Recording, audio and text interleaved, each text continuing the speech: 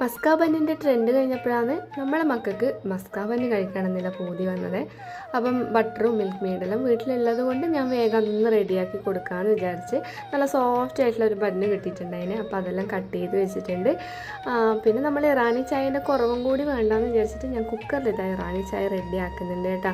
നല്ല ടേസ്റ്റിയാണ് ഇറാനി ചായ, ഒരു രക്ഷയുമില്ല, സൂപ്പറായിട്ടുണ്ടായിന്. അപ്പോൾ തിളച്ചപ്പാട് ഞാൻ അതിലേക്ക് പാലെല്ലാം ഒഴിച്ച് അത് സെറ്റാക്കിയിട്ടുണ്ട് കേട്ടോ.